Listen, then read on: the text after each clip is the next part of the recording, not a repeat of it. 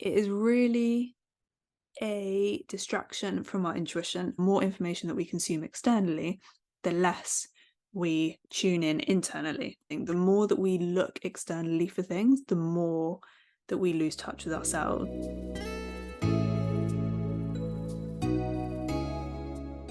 Hello, and welcome back to another episode of Fully Blooming. This is going to be a really quick one, all about how to do a digital energy cleanse. So it's not a digital detox, because that is just switching off from your phone, right? And we all kind of know or have the idea of what it should be. This is a digital energy cleanse. So to put it into context a little bit, every single thing that we have a connection to, whether it's a person, a place, a job, we have some sort of energy connection with that thing or person or place, right? And the same can be said for all the things that are on our phone. And we need to be very, very conscious of where we are draining our energy. So where we are kind of having energy leaks, where we are noticing that, potentially people call them energy vampires. So after being with someone, do you just feel like your energy is completely drained and you just feel depleted and exhausted? And also, as I said, the same can be said for our digital world. And something that I did this summer, which took a while, not going to lie, is I went through all of my WhatsApp messages, all of my WhatsApp archives, which was a little bit scary, all of my emails, all of my Facebook, all of my Instagram, what else? All of my files on my laptop. I haven't done my extra memory because I just can't face that right now. But the messages are kind of a very easy way to start. And what a digital energy cleanse is going through and deleting and removing anything that you don't need right now. So it's almost a bit like the Marie Kondo, if it doesn't serve you in this moment or you don't feel joy from it, get rid of it. It's kind of a similar concept to that, I guess. But how many of us have, speaking from my experience, I had over 800 messages in my archives, including groups that I'd left, but I archived anyway, because it's this, but it's a memory. Maybe I want to look back and read through, and I'm sure we've potentially done it with exes, we've done it with friends that we're not friends with anymore, because but I don't want, for me it was, I don't want to let it go because it's a memory. What if I want to remind myself of something?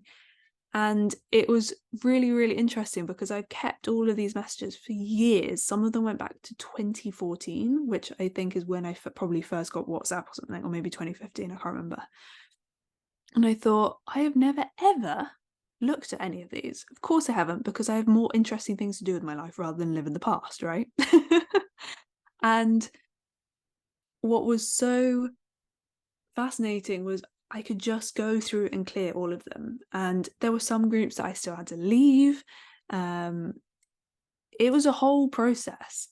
And the lightness and the freedom that I felt after clearing my archives, and also messages that were currently in my normal messages that I normally would have put into archives, but actually I was like, really? Can I just delete them? Yes, I can just delete them.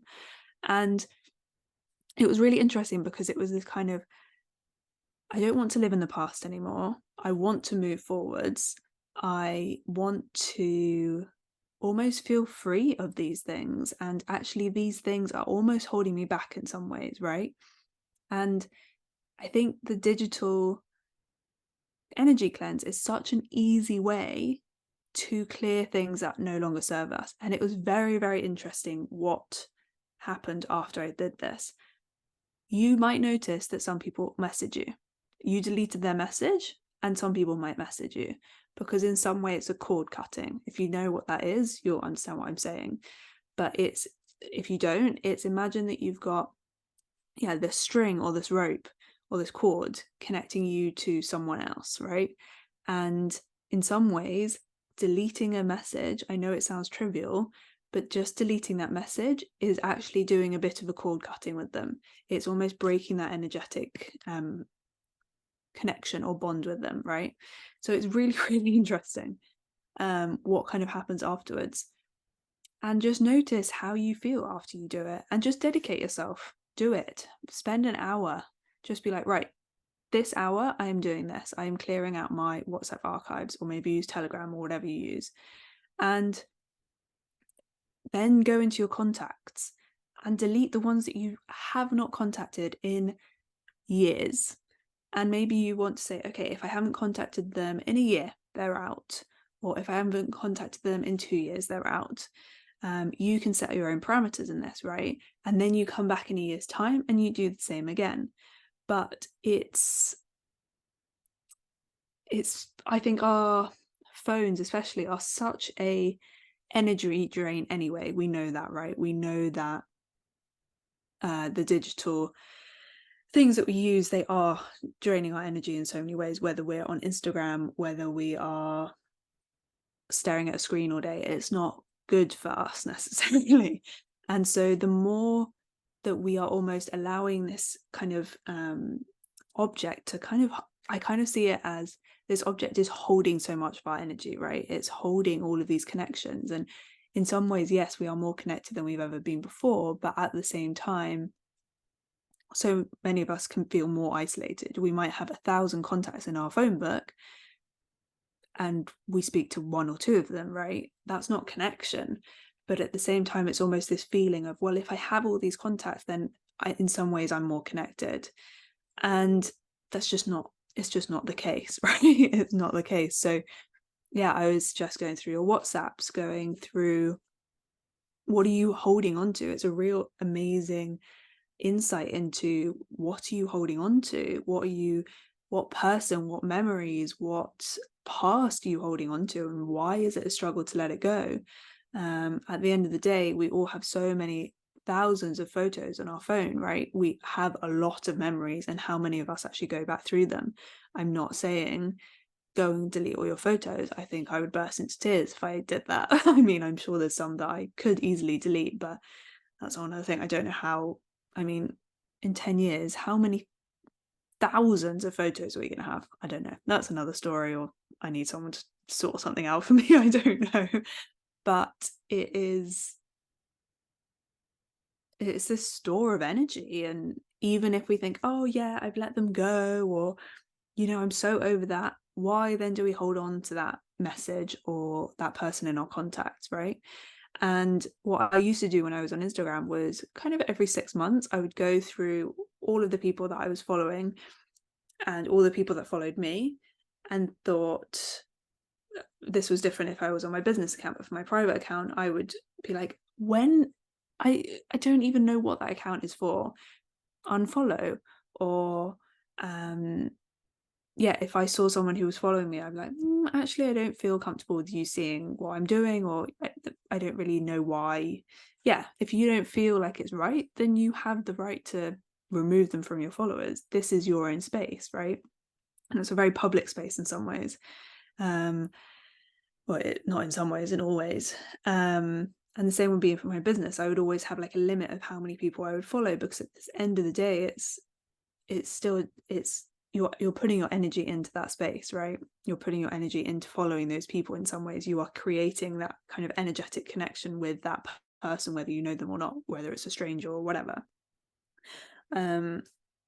Yeah.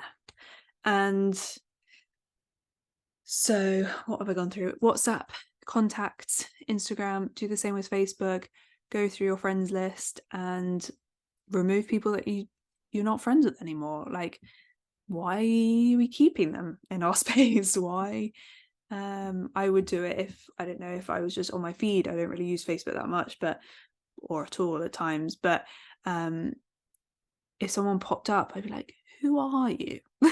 Unfriend, gone. Like, it's having also this trust of, if I'm meant to meet that person, if that person is meant to be in my life, I trust that something more than Facebook is going to bring them back into my life. And yes, if I've deleted someone, then a year later be like, oh damn it, like I wish I could message them, or I don't know, then can you trust that the universe will bring them back into your life if they're meant to be there, right? So you've got WhatsApp, Instagram, contacts, Facebook, emails.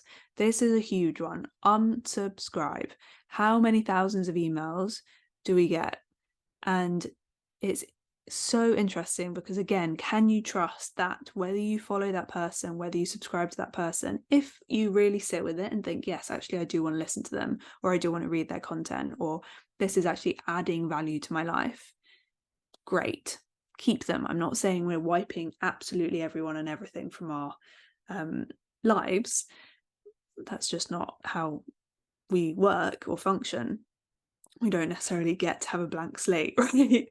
I mean, some of us do, and it's a hard process to go through, but hopefully the majority of us do not have to get to that point where we're at a blank slate. But really, like, be like, okay, when was the last time I actually opened that email? Or, oh, I remember signing up to that years ago and I've never actually opened an email. And again, I think we hold on to these subscriptions because it's, oh, maybe it'll be a discount in the future, or maybe when I have this, then I'll need that. Or again, can you trust that it will come back into your life when you need it? Or maybe there's something else, or maybe it's someone else, and it's just, we put and allow ourselves to be pulled in so many directions, right? And especially now, we are consuming so much information, and so much of it is subconscious, so much of it we don't even realize that we're consuming.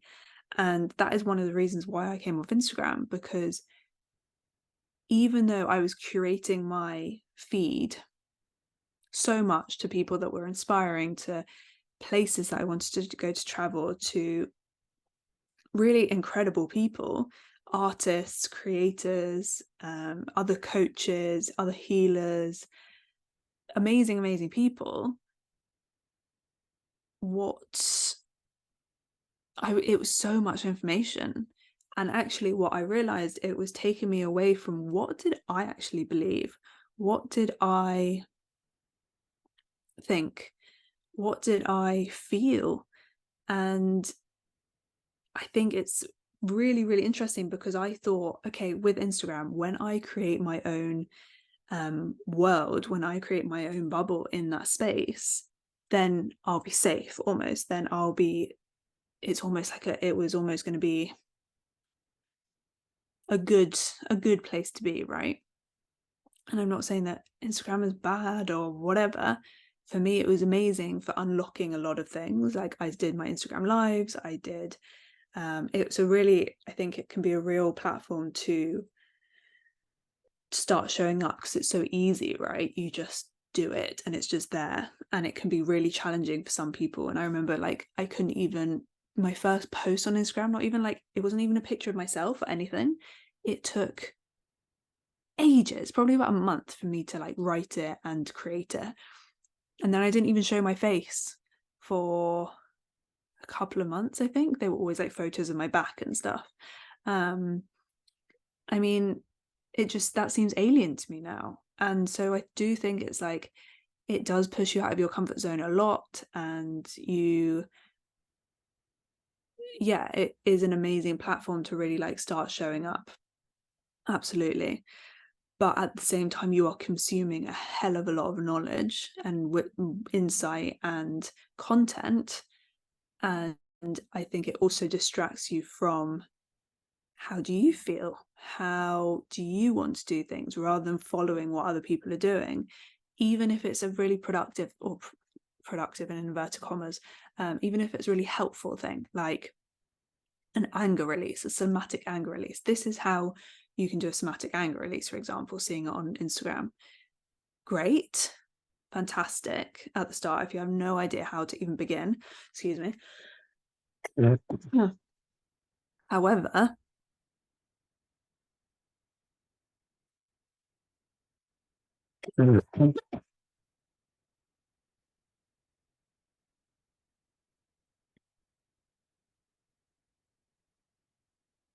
However, for me, it is really, oh, my voice is going.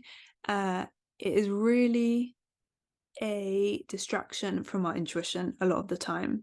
I used to follow a lot. This is probably, oh my God, 10 years ago. When I say I used to, 10 years ago, I remember following a lot of like these health pages and like healthy food and healthy this and healthy that.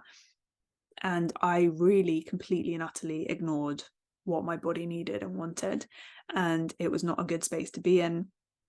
All of a sudden I wasn't eating this because apparently it was bad. I mean, I think I remember, we all remember that fad of like clean food, and it was just nuts.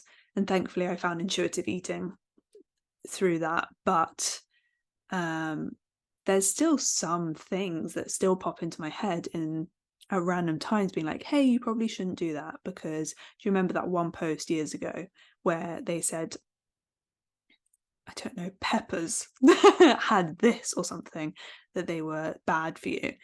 And yes, for some people, peppers can be bad and that your body doesn't like them. Absolutely. I'm not discrediting that. I'm saying it is not the same for everybody, right? And the more that we allow someone else externally to tell us something, whether that, as I said, whether it's even really helpful stuff, like a yoga practice or cold showers or cold dips or a certain time of breath work, or getting up at 5 o'clock in the morning, or running, or um, this type of meditation or whatever.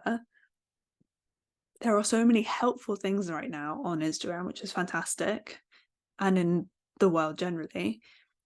However, it's so easy to get overwhelmed with those things because there are so many different things that we can do. I mean, I don't know how many hours in the day we would need if we had to do absolutely everything that was beneficial to us, right? At the end of the day, we need to pick what is right for us and what feels good to us. And I think the more information that we consume externally, the less we tune in internally. The more, and it's the same for everything, the more that we look externally for things, the more that we lose touch with ourselves. The more we look to another person to give us joy, the less connection to joy we have within ourselves. The more we look to other people for validation, the less validation we have within ourselves, right? And it's so interesting how the digital world, it is right there at our fingertips, and we can get all of these things on demand, like validation. How many likes did I get on something? I can look for all sorts of advice. I can look for, oh, this is how I meant to solve this. And also, I think it really emphasizes, and it really kind of accentuates this right and wrong way of doing things. Whereas there isn't a right and wrong way of doing things. There is your way of doing things. And of course, there are things that are wrong to do, which I'm sure we can all bring to mind. However, there is not a right and wrong way to release your anger. Okay, that's a bad example. Because there are definitely not ideal ways to release your anger. That's a very bad example, Ella. There are not, what I'm trying to say is there are not good and bad ways, or right and wrong ways to do things. And I think we've been told that because there's so much research, because there are so many coaches out there, because there are so many healers and so much now connection to our bodies, it is very much, oh my gosh, okay, I'm feeling this, so I need to do this. Or I'm having this disagreement with a friend, I need to respond in this particular way because that's the right way to do it. At the end of the day, we're human, and it is very easy to get sucked into this trap of, this is the perfect way to do things. That's what I'm trying to say. There is no perfect way to do things. I would say there are right and wrong ways to do things, but there is no perfect way to do things. And I think that's also where Instagram comes in, of this this is the perfect way to live, this is the perfect way to be. And actually it just completely ignores our own body signals, our own body's intuition, right? So in a roundabout way, that is why I came off Instagram, because I thought it would, for me personally, it was my business. I was getting so much information on how to build my business. And in theory, I was doing all the things. However, I didn't really feel like I was getting anywhere that I wanted to be. And something had to change. I had to kind of take a step back and be like, okay, something's not working here. And it came very, very clearly in a meditation of get off Instagram, because the more information I was consuming, the less and the more energy I was putting into that, the less time and energy I was actually spending on figuring out and tuning in what is right for my business, what is right for me, what is right for my goals and achieving them, right? And it was pretty magic. As soon as I came off Instagram, it was addictive. I really noticed how much I was relying on it for a lot of things. And yeah, I was like, oh, I suddenly started taking a lot less photos, because I was like, oh, that would be a really good photo for that, with this caption next to it, etc., etc. And I became a lot more present, which actually brought up a lot of things looking back, because I was a lot more present. I actually started talking to my friends more on the phone or on voice notes, the ones who weren't in the country with me or traveling. And then I actually discovered a whole different platform for my work to go out, because I think if you're a creative, I love to write and I love to do this, right? So I had my podcast as an outlet, which I'm so grateful for, and because I love doing it. And I also now have my Substack, which is this kind of newsletter blog space. And I'm also creating this membership, and I did the online thing and online autumn equinox day. And so there's all of these things that have come from that. I kind of had a few ideas of what I wanted to do, but I had so much more time. And it's not just spending the physical time on your phone on Instagram, it's actually those energetic like ties and pulls to that app, right? And so that would be my final thing. Delete any apps on your phone that you just don't need. So simplify things, really simplify it. Because yeah, as I said at the beginning, we have these energetic ties, this energetic pulls to so many things. And especially now, we are going through such big transitions in the world. We need to be as grounded as we can, and we need to kind of not conserve our energy, but hold on to and contain as much of our own energy as we can, and really notice where we're having those leaks. So, maybe potentially limiting also your time watching the news, or cutting it out at certain days, or I do not watch the news anymore because I haven't watched it for 2-3 years. I don't listen to it on the radio, nothing. Of course, if there is something going on, then I do, but I am very selective about where I get my sources from and how much time I allow myself to consume that, because the rhetoric is never positive. The rhetoric, you don't fully know who's backing it, what perspective it's coming from. It is very, as unbiased as someone is trying to be, it is still someone's perspective, right? Whether it's at organizations or whatever. So yes, and if you're very empathetic, as I am, watching distressing images is not conducive in any way, shape, or form. I can read about it, but I really need to limit, what I consume. And yeah, really start thinking for yourself, start tuning into your body, start listening to your intuition.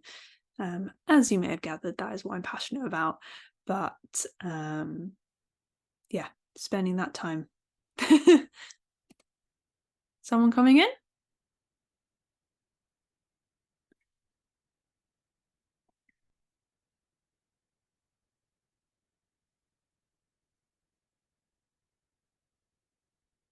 And so on that note, thank you so much for listening again. And yeah, if you have any questions or any other things that you want me to talk about, or want to explain further, let me know. I hope to see you on my Substack, and I now have my online membership, the Fully Blooming Exploration Space, that is really molded and shaped by the people within it. The basis is that you get one channeled meditation for the month. You get the self-inquiry journaling prompts, and there's one live call a month as well. And the other things are just extra on top, anything that you guys want. I kind of tune in as well collectively, and yeah, we're guided by what you want. So yeah, I hope to see you there as well. And if not, I will see you at my other events or back on the Fully Blooming podcast. So thank you so much for being here, and speak to you very soon. Mwah. Thank you so much for watching another episode of Fully Blooming.